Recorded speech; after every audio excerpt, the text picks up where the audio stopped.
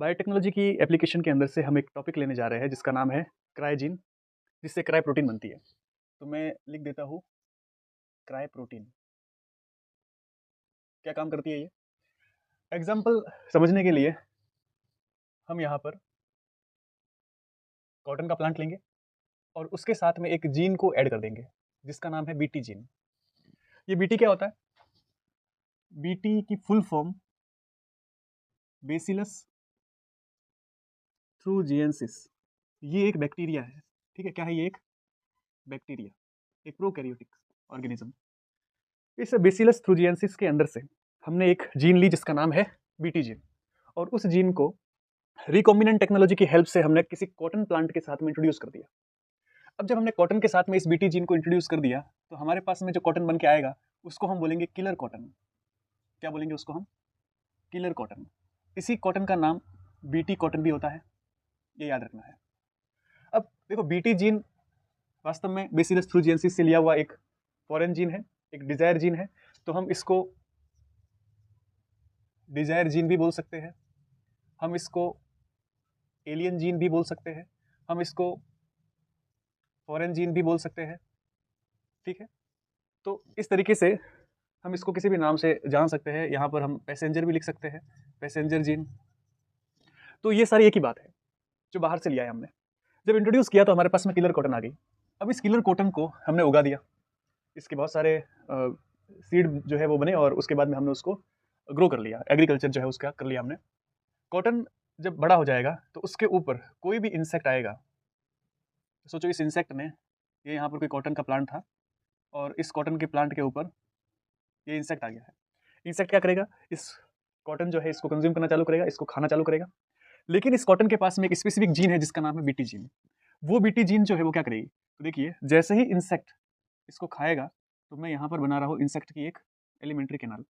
ये हमने इंसेक्ट की एलिमेंट्री कैनाल बना दी। समझ लीजिए, ये इंसेक्ट की एलिमेंट्री कैनाल है। इसके पास में क्या होता है ना, जो अंदर की तरफ जो सेल होती है उसके पास में रिसेप्टर्स होते हैं। तो एलिमेंट्री कैनाल के पास में क्या है? हर एक सेल के पास में रिसेप्टर्स होते हैं। कौन से रिसेप्टर्स होंगे? तो इसके पास में क्राई प्रोटीन के रिसेप्टर्स होते हैं। किसके रिसेप्टर होंगे? क्राई प्रोटीन के रिसेप्टर। अब समझना है कि ये क्राई प्रोटीन क्या है। देखो, तो जो यहाँ पर बीटी कॉटन बना है वास्तव में ये किससे बना था? ये बीटी जीन को साथ में हमने यूज किया था कॉटन के साथ। यही बीटी जीन जो है वो यहाँ पर क्रायोजीन भी कहलाती है, और इसी क्रायोजीन को हम कहते हैं क्रिस्टल जीन। ऐसा क्यों? क्योंकि ये क्रायोजीन या क्रिस्टल जीन जो है वो किसका निर्माण करती है, किसका फॉर्मेशन करेगी? एक प्रोटीन का, जो क्रिस्टल प्रोटीन होता है। अब इस क्रिस्टल प्रोटीन की खासियत क्या होती है कि जब भी इसको एल्केलाइन मीडियम मिलेगा, ठीक है, तो ये क्रिस्टलाइज हो जाती है।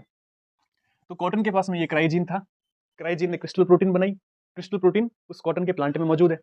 कोई भी इंसेक्ट जब आएगा तो इंसेक्ट के एलिमेंट्री कैनाल के पास में क्या होते हैं? ये रिसेप्टर्स होते हैं। ये रिसेप्टर्स जो है वो किसके हैं? तो हम कहेंगे क्राई प्रोटीन रिसेप्टर्स होते हैं। जैसे ही किसी इंसेक्ट ने इस प्लांट को खाया, इंसेक्ट की एलिमेंट्री कैनाल के अंदर जो सेल की लाइनिंग होती है, उस सेल लाइनिंग में क्या होते हैं? क्राई प्रोटीन के रिसेप्टर्स। प्लांट के अंदर क्या था? क्रिस्टल प्रोटीन था। ये क्रिस्टल प्रोटीन जब इसने खाया तो इस रिसेप्टर के साथ में यहाँ पर ये क्या हो गया? ज्वाइन हो गया।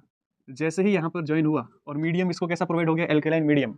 तो इसने क्या कर दिया? इस पूरी जो यहाँ एलिमेंट्री कैनाल की जो एंडोथेलियम होती है उसको खत्म कर दिया, डिस्ट्रॉय कर दिया। इसकी वजह से इंसेक्ट की क्या हो गई? मृत्यु हो गई, इंसेक्ट मर गया। ये कहानी जो है वो किसकी है? बीटी जीन की। और बीटी जीन वास्तव में क्या बनाता है? एक ऐसा प्रोटीन जो किसी भी इंसेक्ट की एलिमेंट्री कैनाल में जाके उस इंसेक्ट को खत्म कर सकता है। तो ये बात समझनी है। तो हमने यहाँ पर ये बीटी जीन लिखा। इस बीटी जीन से एक तो क्राई प्रोटीन बनती है, एक बनता है CYT प्रोटीन। तुम्हारे कोर्स में सिर्फ यही चीज है, तुमको बस इसी पे ध्यान देना है कि क्राई प्रोटीन CRY का मतलब क्या है। क्योंकि क्रिस्टल नाम है इसलिए क्रिस्टल की शॉर्ट फॉर्म CRY लिख दिया है। अब कोई भी इंसेक्ट जब इसमें आएगा, खास करके हम देखते हैं कि जो बॉलवर्म आते हैं, है ना, वो बॉलवर्म किसके प्रति संवेदनशील होते हैं? सेंसिटिविटी उसके अंदर किसके प्रति होती है? क्रायोजीन। क्रायोजीन है ना, क्रायोजीन कौन सी वाली? तो 1AC और 2AB, इन दोनों टाइप की जीन से ये बॉलवर्म खत्म हो सकते हैं। ये ध्यान रखना है। एक और टाइप का इंसेक्ट होता है जिसको बोलते हैं हम कॉर्न बोरर। ये जो इंसेक्ट है वो क्राई 1AB वाली जो जीन होती है उससे इन्फेक्ट अगर हो जाए तो उसकी मौत हो जाएगी। तो हमको ये समझना है कि देखो 3 टाइप की क्राई जीन है, क्राई 1 AC, क्राई 2 AB और क्राई 1 AB। ये तीनों ही जीन जो है वो 2 अलग अलग टाइप के इंसेक्ट के अंदर अपना काम करेगी। और इससे हमें क्या फ़ायदा होगा? हमें ये फ़ायदा होगा कि जो कॉटन पहले ख़राब हो जाती थी किसी इंसेक्ट के हमले होने से, वो कॉटन अब ख़राब नहीं हो रही है, क्योंकि कॉटन जो है वो अब कैसी हो गई है? Killer cotton. किलर कॉटन जो है वो सिर्फ इंसेक्ट के लिए है। अच्छा, हमारे अंदर अगर हम सोचो कॉटन के प्लांट का कोई चीज़ जो है वो हमारे अगर एलिमेंट्री कैनाल में चली जाए, तो क्या हमारे साथ में भी ऐसी घटना हो जाएगी? क्या हमारे भी एंडोथेलियम जो है वो ऐसे ही बर्स्ट हो जाएगी? तो इसका आंसर है नहीं, क्योंकि ह्यूमन जो होता है, ह्यूमन की जो एंडोथेलियम होती है उसके पास में रिसेप्टर नहीं होते। किसके रिसेप्टर नहीं होते? इस क्राई प्रोटीन रिसेप्टर नहीं होते, क्राई प्रोटीन के रिसेप्टर नहीं होते। इसलिए हमको तो किसी टाइप की हानि नहीं है, लेकिन इंसेक्ट जो है वो बेचारा बच नहीं सकता।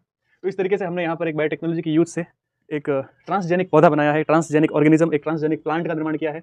तो ये बीटी कॉटन। ऐसे ही हम यहाँ पर बीटी ब्रिंजल भी बना सकते हैं, हम बीटी पोटैटो भी बनाते हैं, हम बीटी टोमेटो भी बनाते हैं। तो एक छोटा सा टॉपिक था क्राई प्रोटीन का, आता है क्वेश्चन, इंपॉर्टेंट है, इसलिए इसको एक बार थोड़ा सा आप देख लीजिएगा।